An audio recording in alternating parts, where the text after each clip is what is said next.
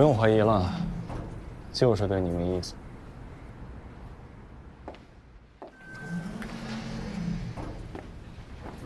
说呀，他对你做什么暧昧行为了？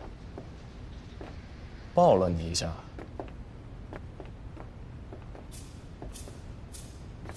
啊？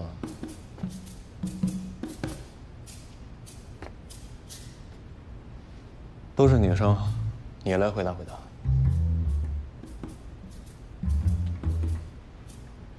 这个人抱了我朋友一下，第二天却装作无事发生，这什么意思？啊？这种不负责任的行为是不是都可以报警？嗯？抱一下，应该不至于吧？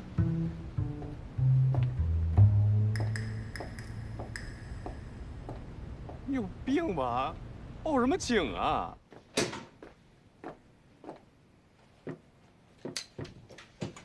不过主要是也要看你朋友跟这个女生相处的怎么样吧。有没有可能刚好是这个女生心情不太好，需要一些安慰，所以这个拥抱也代表不了什么，就是朋友之间的。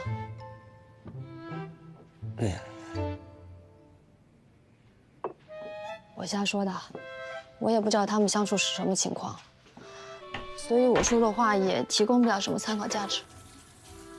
问你呢，关系怎么样？关系还能怎么样嘛？我女神，我追了大半年了，而且你这说的都是什么呀？我跟你说的不是很清楚了吗？人家就是情人节送了我一盒巧克力，不是抱一下，而且关键是，送完我巧克力之后，他就再也不联系我了。一个发了疯爱慕着他的人。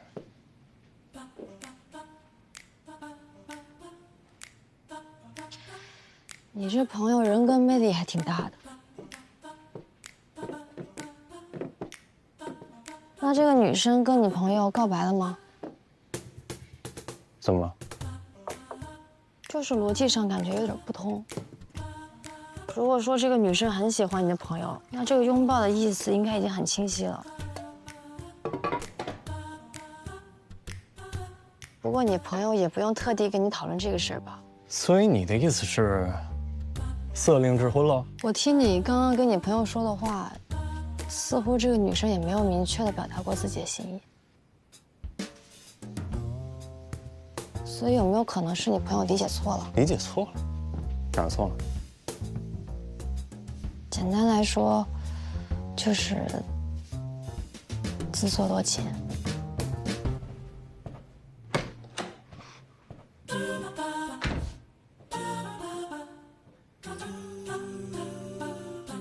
听见没有？自作多情，别烦我。不是桑岩，你有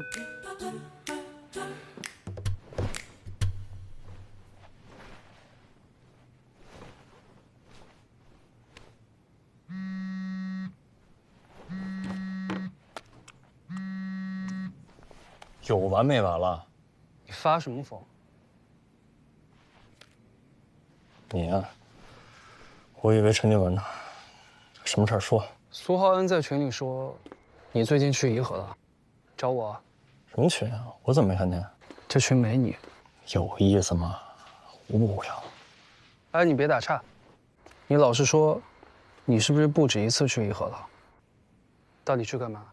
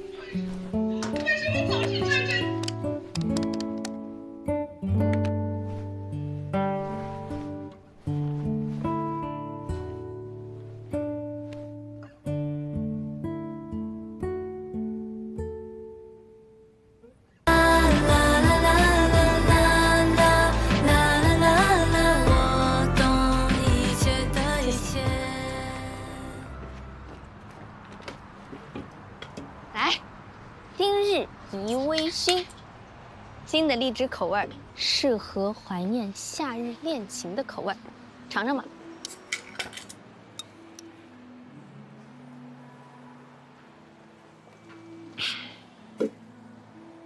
有个事儿我一直挺好奇的，但我都没问你。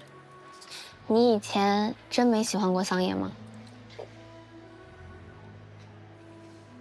怎么突然这么问？因为他帅啊，而且他真的很耀眼。虽然我高中没跟他说过几句话，但我也知道他好像一直很喜欢你，而且还对你很好。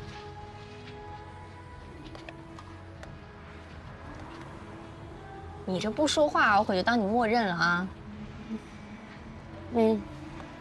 可以。你的意思是我可以当你默认？真的假的？你怎么这个反应啊？你以前真喜欢过桑芽？那现在呢？你还喜欢吗？这都过去多久了？那你们现在合租在一块儿，天天朝夕相处的，双方都还对彼此有过那个意思，那万一旧情复燃了呢？不会的，他马上就要搬走了。那你的意思是，如果他再住久一点，你可能就把持不住了。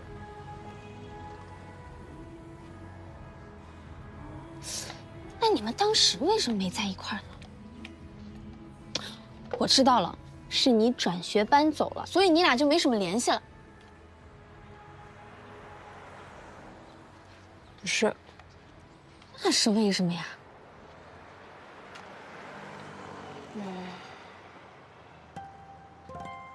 我不知道其他人会不会跟我一样。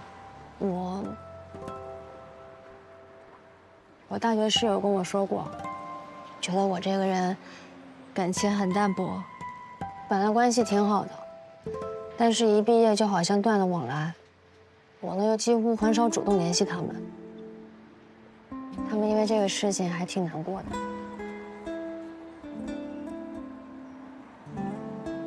我承认这一点，就拿向阳说，向阳出国以后我们就很少联系。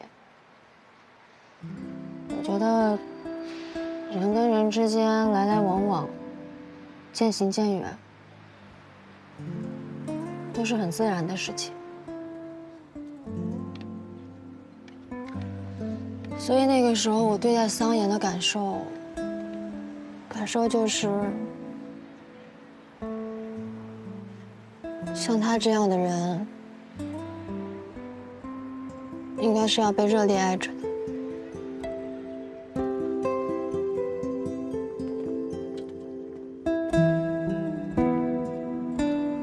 苏维安回来之前，我们相安无事。他一回来，你就要跟我分手。不是因为他，是因为什么？你偷看我手机了，是不是？我不知道你在说什么。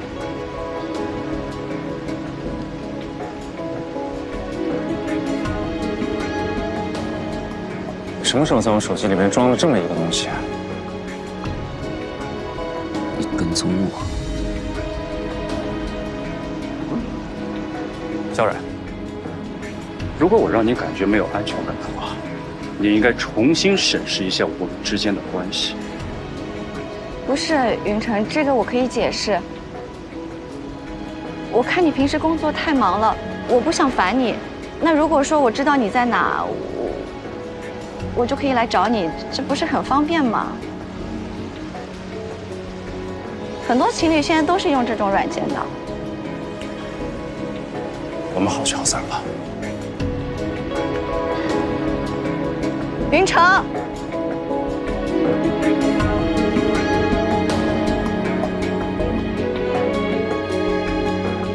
苏维安，不相信我会输给你。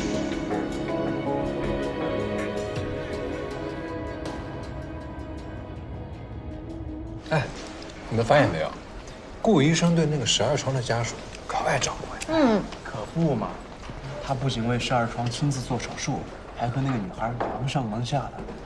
这个家属什么来头？听说是华人医大的学妹。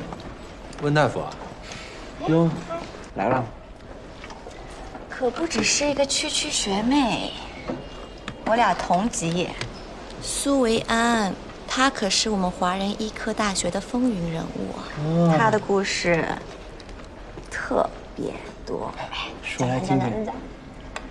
当时在学校的时候，真的是当年举报贺主任的那个女学生？是啊，为了和温冉争第一署名，不光举报老师，还一封信直接闹到国外杂志，班给同班同学的奖项都深深撤回了啊！厉害角色。哎，她当初跟温冉还是好闺蜜呢。贺主任当年因此受到牵连，降了半级，所以现在还屈居于比自己年轻那么多的顾医生之下。贺主任肯定恨死他了。唉，遇上这么一学生，活该是贺主任命中一劫呀。那他不是达到目的了，怎么还退学了呢？谁知道，自己亏心，觉得待不下去了吧？谁说不是的？谢谢啊。好了，走吧。走什么走啊？你退学了啊？你还抢了别人署名呢？我没有。哎呦，这么大的事你不跟我说？哎呀，回去再说吧。啊。早教班都准备好了吗？顾医生。阿姨，是患者有什么问题吗？我待会儿会去查房，会帮着仔细检查一下。哎，谢谢您了啊！哎，顾医生，有件事儿我想问你。我女儿她也在华人医科大学上过学，在华人医院也实习过。你们以前认识吗？你教没教过她？怎么了？是这样，刚才那2个护士说她因为学术不端被退学了。你告诉我，真有这事儿吗？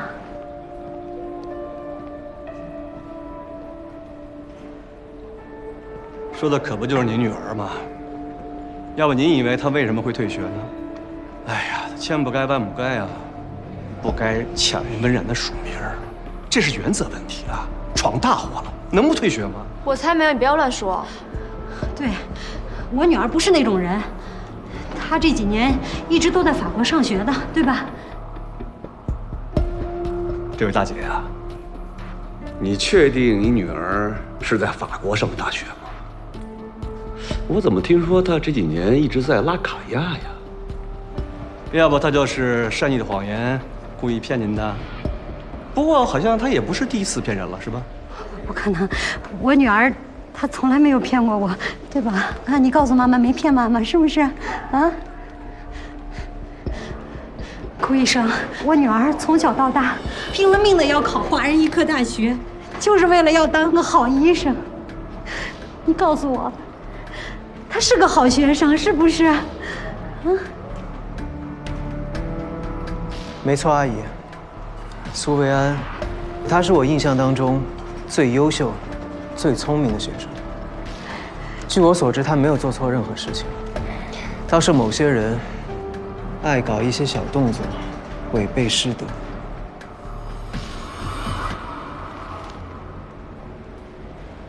你这话里有话，说谁呢？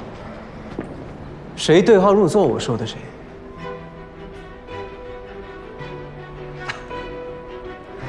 顾医生，我谢谢你啊！啊，我看出来了，你是不是喜欢索菲亚呀？所以才帮她。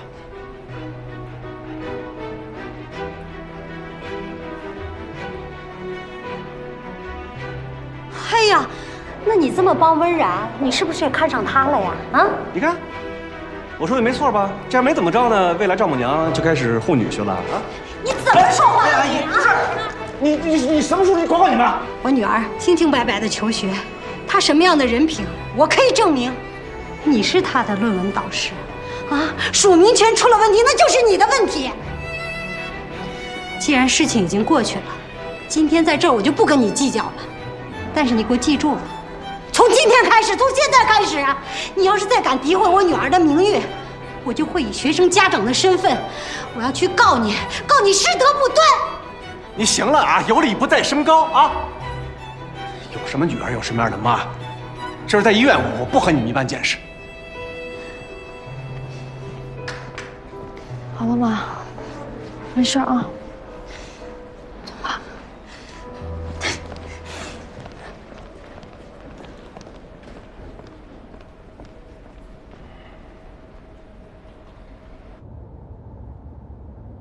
医院里的那些议论你也听到了。你是打算自己说呢，还是让我问啊？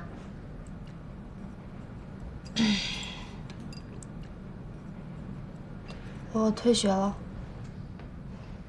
那去巴黎留学呢？也是假的。你现在是长大了是吧？啊，这么大的事你都骗我。那你告诉我，这些年你去哪儿了？就干嘛去了？我觉得学医太苦了，坚持不住。我跟那些背包客一样，游山玩水，吃喝玩乐，一边找工作一边旅游，去了好多地方呢，什么普吉岛啊、南法尼斯，什么摩洛哥，都是很好玩的地方，又好玩又漂亮，比读书有意思多了。你呀，你应该早点告诉我呀。你别怪我了，行不？我怪你这个干嘛呀？你不想这么累，我也不想让你这么累。学医多苦啊，可是你自己选的，是吧？啊，你想想，从小到大你做什么，妈妈不支持你？但是退学这个事儿，它太大太丢人了，我怕你说。我有什么好失望的？我怪就怪我自己没本事，不能挣钱养活你。你喜欢游山逛水的，我应该支持你啊！世界这么大，就应该出去走一走，对吧？就是你应该告诉我，什么事都不应该瞒着我呀。哎，在你眼里，我是这么不通情达理的人吗？当然不是的。那兰姐，医院里那些闲言碎语，咱就别往心里去了。我怎么可能往心里去呢？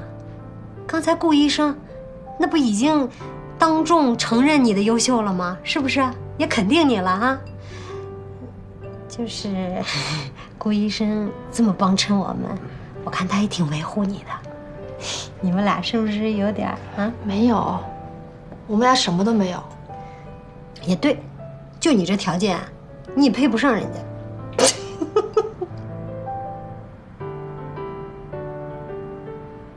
咱脑子里能想点别的事吗？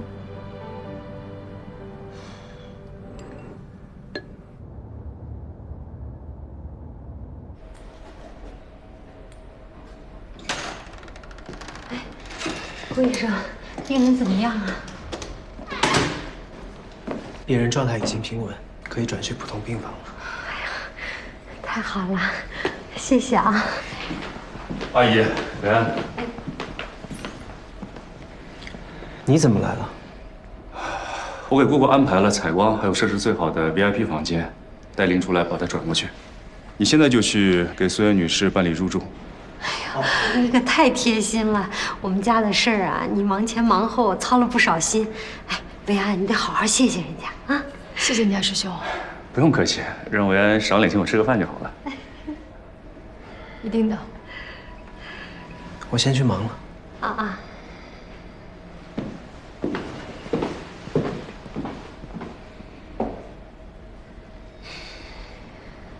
哟，太好了。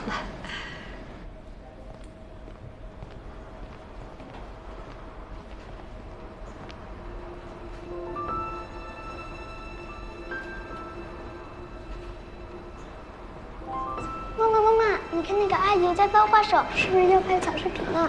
你可以像我这样翻，你看我翻的多好。不许这样没礼貌啊！对不起，对不起，我们家小孩他不懂事啊。没事。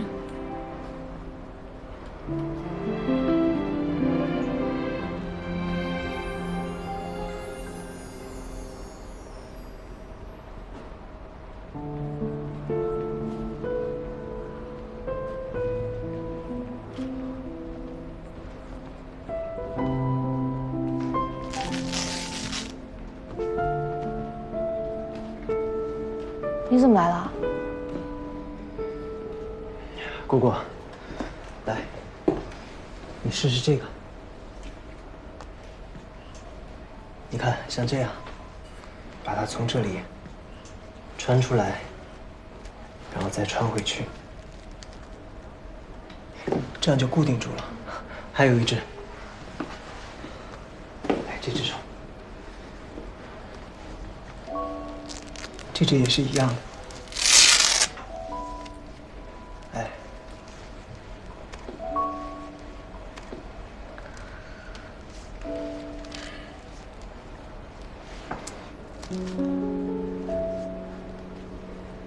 这样手固定住就会舒服很多，你感觉合适吗？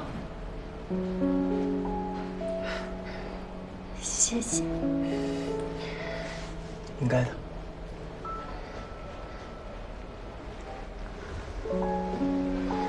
谢谢啊。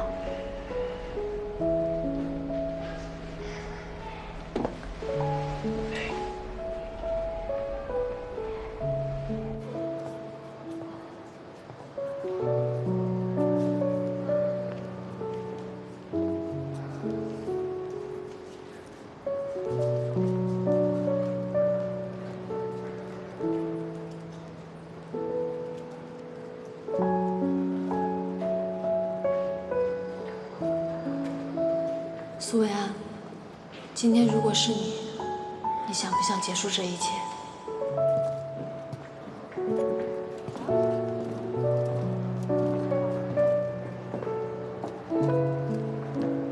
啊？众生皆苦，喝点甜的吧。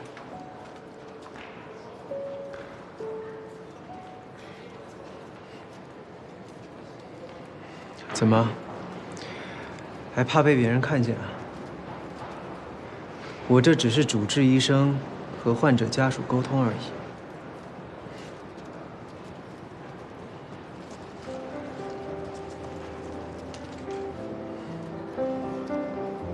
谢谢啊。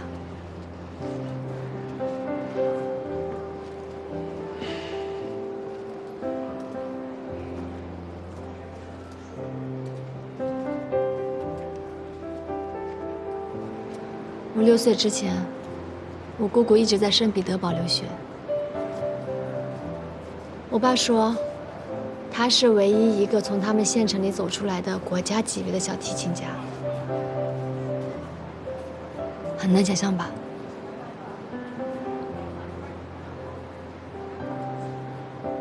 我永远记得我第一次在机场见到我姑姑的样子，她拎着琴箱出来。是人群中最闪耀的那一个，身材纤长，坚挺的比翼，贴身的西上裙，脖子长长的像一只天鹅一样。他还走到我身边，给了我一块巧克力，我害羞的躲到我爸身后，还悄悄地说我姑姑是个外国人。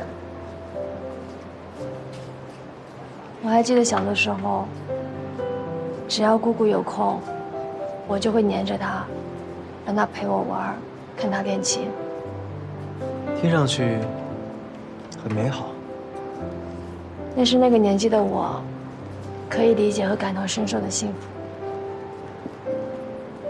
我曾经以为，姑姑就会这么一直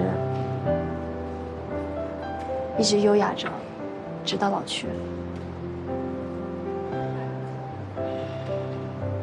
只是人生如果那么残酷，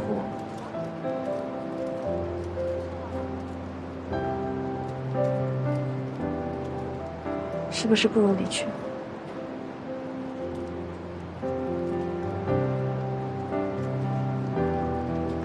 这是他的想法，还是你自己的想法？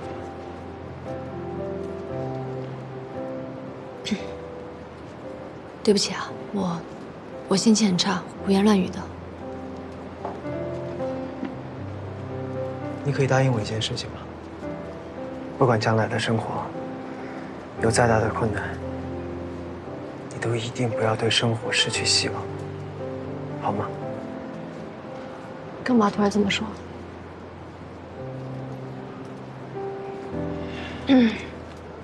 出来有点久了，我回去陪姑姑了。苏维安，可你还说过不做逃兵。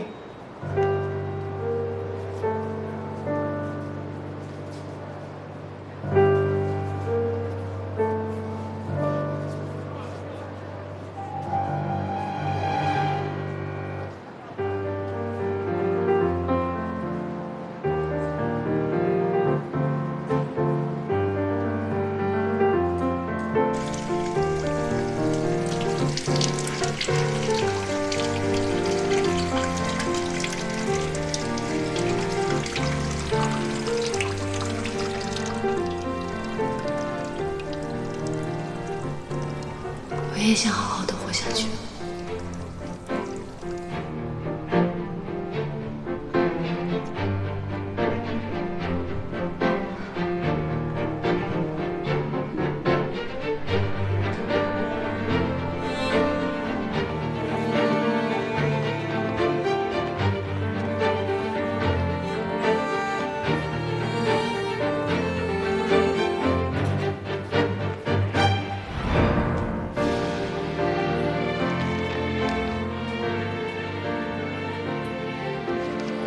亨廷顿舞蹈症的专业文献真是少之又少。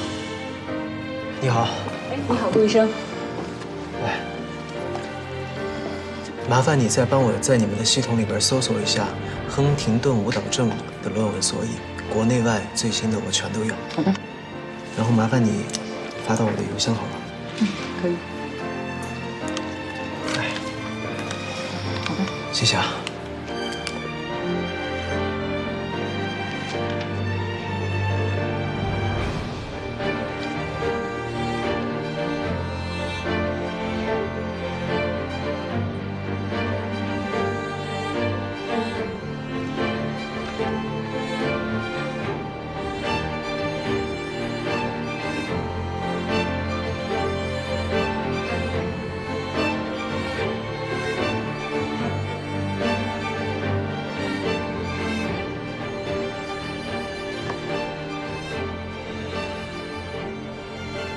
常染色体遗传，50%的概率。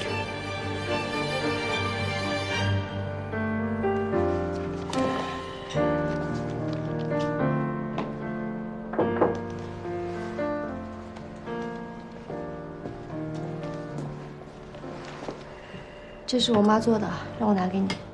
阿姨做的。怎么感觉你好像很不情愿呢？没有，我也想着要感谢你的。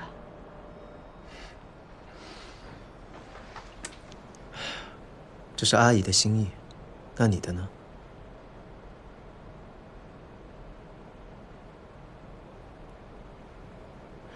没关系，先欠着吧，等将来再找你还。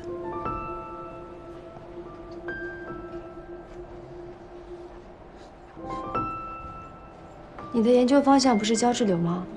怎么在看舞蹈症的资料？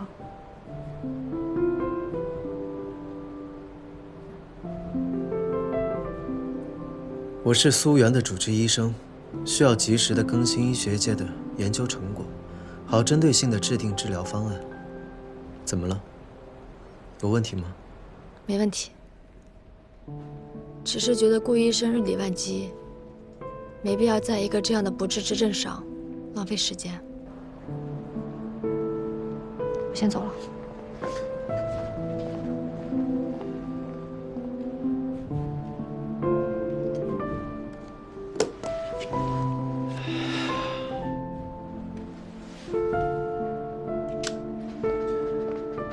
温医生，还不走啊？哦，不着急，我再坐一会儿。好，那我先走了。嗯，明天见。拜拜。拜拜。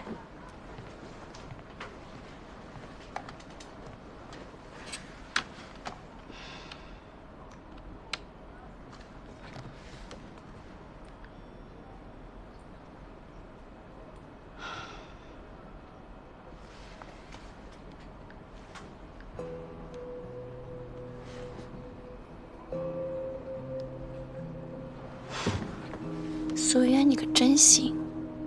云城这么多年，还对你念念不忘。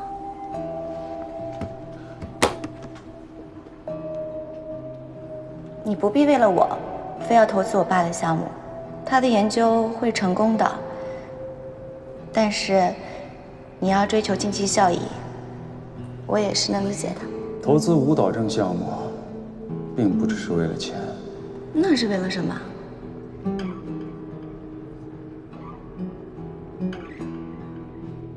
北岸，你之前说你远房亲戚确诊了亨廷顿舞蹈症，没想到原来是你亲姑姑呀！这可不是什么远房亲戚了，这是近亲。北岸，你是不是？当然不是了，做过了，我是阴性的，没有致病基因。哎，你是在我们华人医院做的吗？我可以帮你翻出来看一看。不用。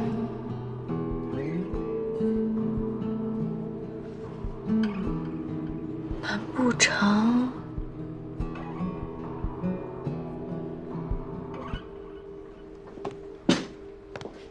哎呀，小冉，真是让你费心了。应该的，阿姨。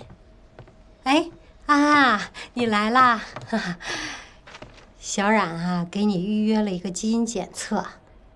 他说呢，华人大医院准确率高，今天就能做啊。对啊，我带你去抽个血，很方便的。不用了，这么小的事情不麻烦你了。啊，要不今天还是测一下吧？测一下，妈不就放心了吗？啊？嗯，我有空就去做。你现在就有空啊？姑姑已经休息了，阿姨一个人在这就行了。反正你在这也没啥事儿嘛。那就测一下吧，测一下，大家心里都放心啊。对，一次检测换阿姨份放心，多划算。去吧，走吧，去吧。谢谢啊。医生，帮我朋友加急处理一下。还有，这是我朋友的牙刷，以防万一，血液和唾液2份都做一下，谢谢啊。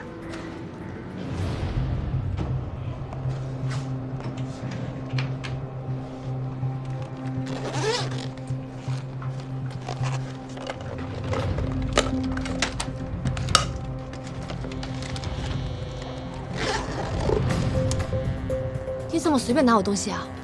我知道你想不到这些细节，有时候基因检测报告不准，双保险。好了，你完事了，我先走了，拜拜。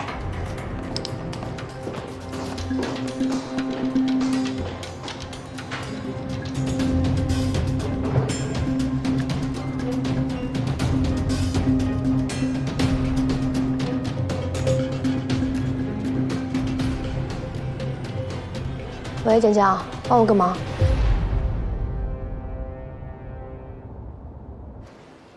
你好，我拿一下报告。稍等啊，帮您看一下。嗯，好。你这个报告已经被人取走了。被人取走了？被谁取走了？这我就不知道了。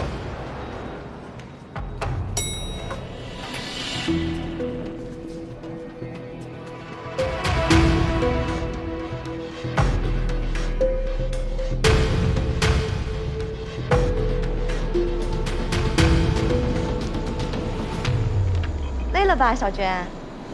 温师姐，可不嘛，这连续加了好几天夜班了，困死我了。刚好给你带了杯豆浆，还是热的。师姐也太贴心了吧！我闺蜜做了个检查，我来帮她拿一下报告。你有患者本人的委托书吗？啊，这不，外面大厅的信号又不行了，机器取不出来，只能来找你了。那台机器太老了，经常出问题。那患者本人来了吗？他姑姑不是住院吗？都忙不过来，这不着急看，让我来帮个忙。他是我大学最好的朋友。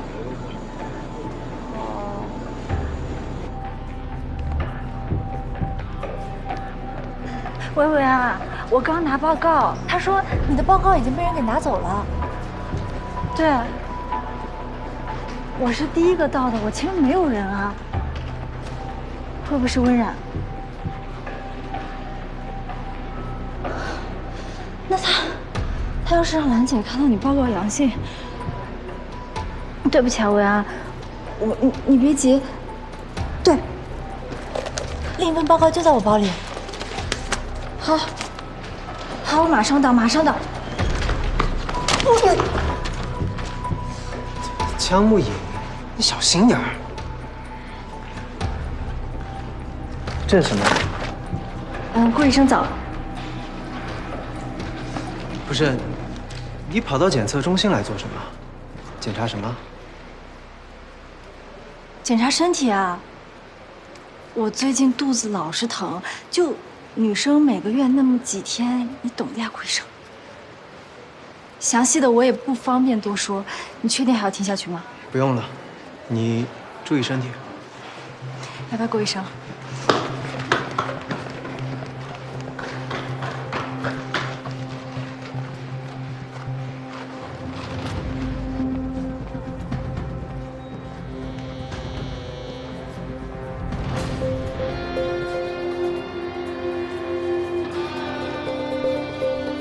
肚子不舒服，检查身体，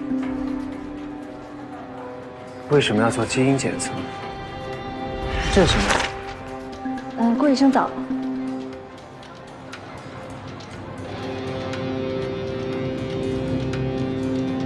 倒是。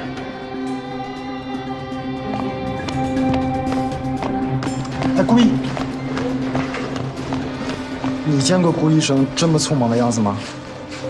这太阳打西边出来了。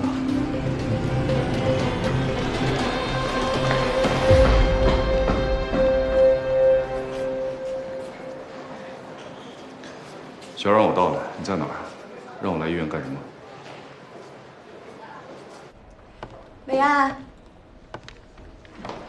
你的基因检测报告出来了。小冉，是伟安的结果出来了吗？怎么样啊？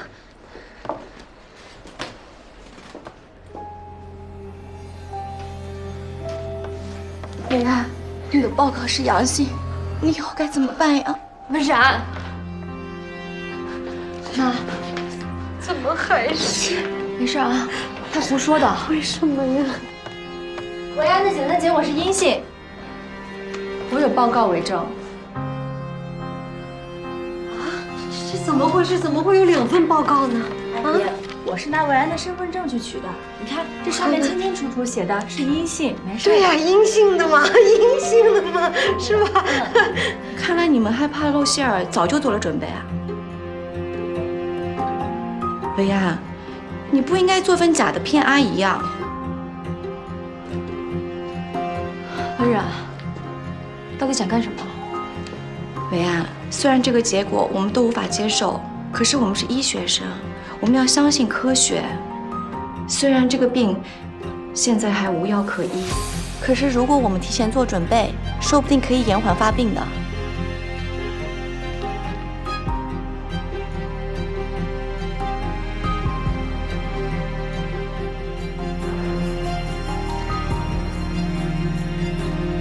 够了，温冉。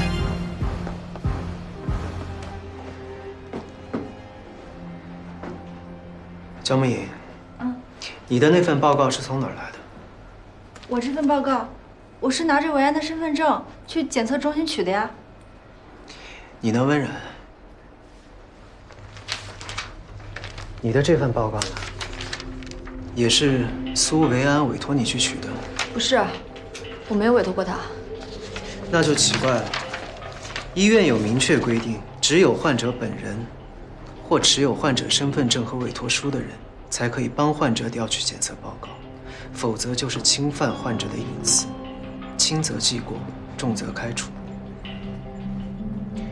温冉，你该不会连这么基本的医学伦理都忘记了吧？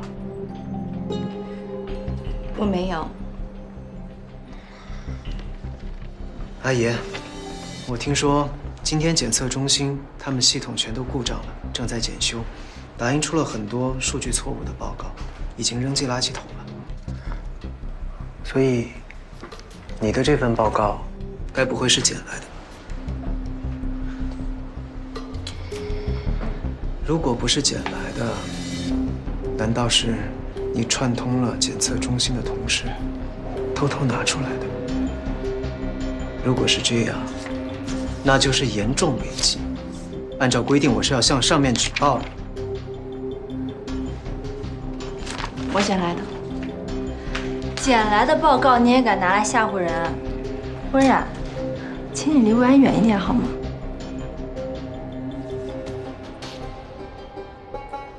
那也就是说，伟安没事了，报告拿错了，是不是啊？是的，阿姨。那就好，那就好。没事就好，那我先去忙了。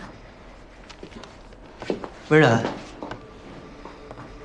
怎么了，顾医生？以后没有求证的事情，不要在医院里随便乱说。这一次只是虚惊一场，但如果下一次再闹出今天这样的闹剧，我一定会追责到底。知道了。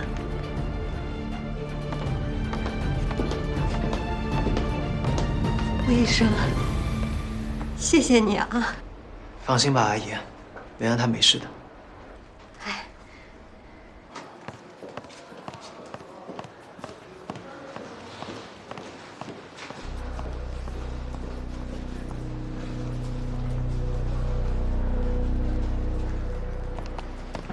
张明，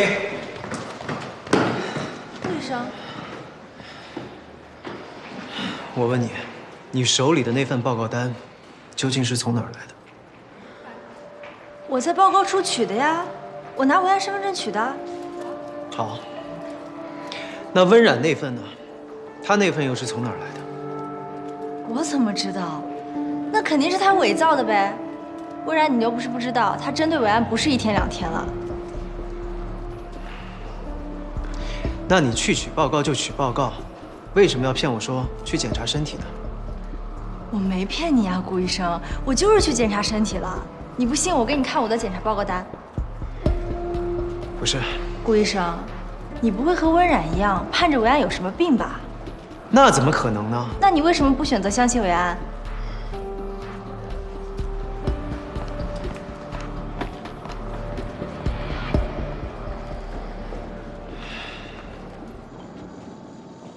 我问你，今天早上有没有人私下来找你拿过报告？没有啊，谁都没有。神经外科的温冉有没有来过？谁啊？我不认识。我们不可能私自给任何人检测结果的，报告只能在检测中心报告处领取。今天也没有人来找过我要报告。文安，刚顾医生来找我了，问报告的事儿了。但我什么都没有跟他说，我就一口咬定，我就是拿你身份证取的报告。是温冉，她嫉妒你，害了你。他那么聪明，不会相信他。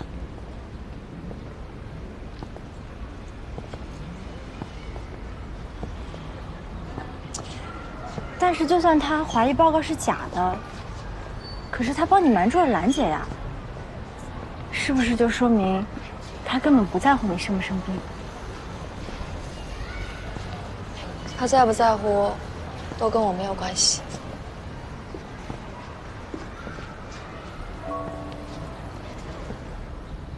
文安，你这样子强撑，会不会很累？小江，舞蹈症是一个让人很绝望的病。顾云珍现在能接受，那以后呢？想象跟真实面对根本不是一回事儿。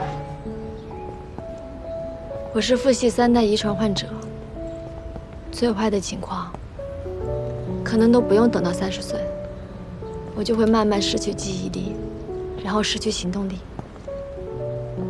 四肢不停地舞蹈，直到死亡。你别说了，伟安。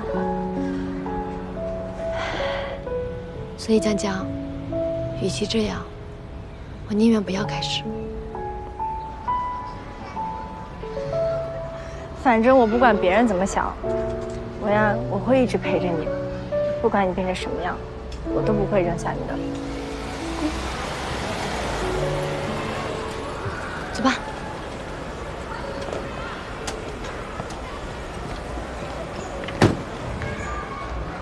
苏维安，上车。干什么？上车。不上。干什么？上车。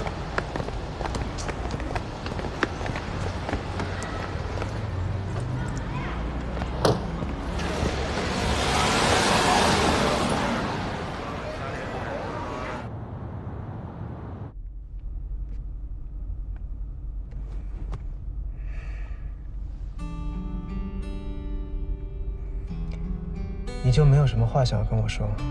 没想到居然还能看到顾老师这么幼稚，在街上耍无赖的一天。我还有更幼稚、更无赖的一面，你想不想看？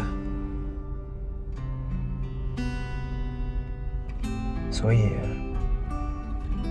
亨廷顿舞蹈症就是你退学或不告而别的理由。苏维安，我告诉你，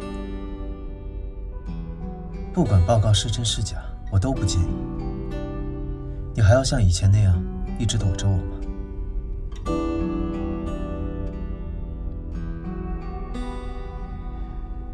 我想你可能误会了。我之所以离开，跟舞蹈症没有任何关系，只是因为没有感觉。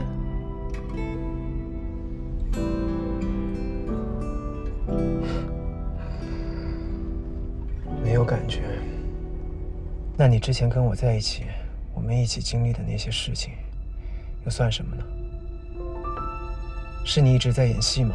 是啊，就是我的一时冲动。谈恋爱有什么好的？谈恋爱还要费尽心思照顾另一个人的感受，还是赚钱好。只要有钱，每一天照样可以过得很开心。所以，顾老师，我不需要感情，也更加不需要无关紧要人的关心。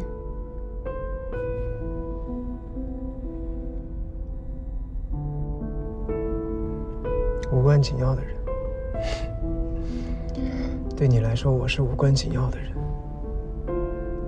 好啊，苏维安，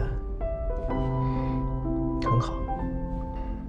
那我就把你的情况如实告诉你的家人，让和你有关系的人去关心你。你是在威胁我吗？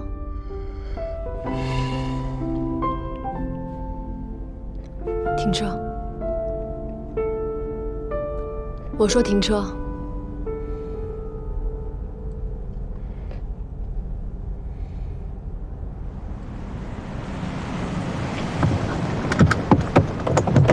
苏维安，苏维安，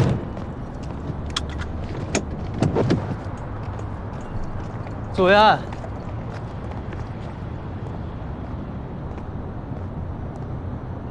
苏维安，我不是那个意思，对不起。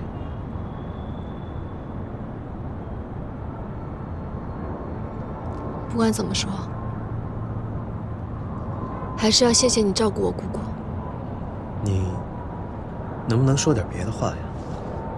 我不想听你说谢谢。我觉得李医生也挺好的。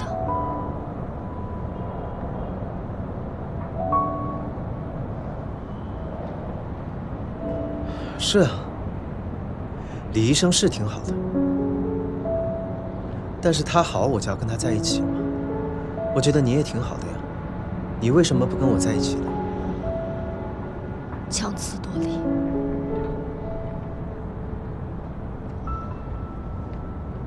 是，李婉彤哪儿都好，家世好，学历好，长得也漂亮，样样都拿得出手。最重要的是，人家喜欢谁就直说，从来都不会藏着掖着，不像某些逃兵。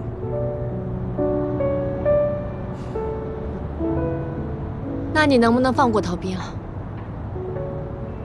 李医生既然这么好，你们在一起，不是皆大欢喜吗？松手。他好是他的事，跟我没有任何关系。我跟你也没有任何关系。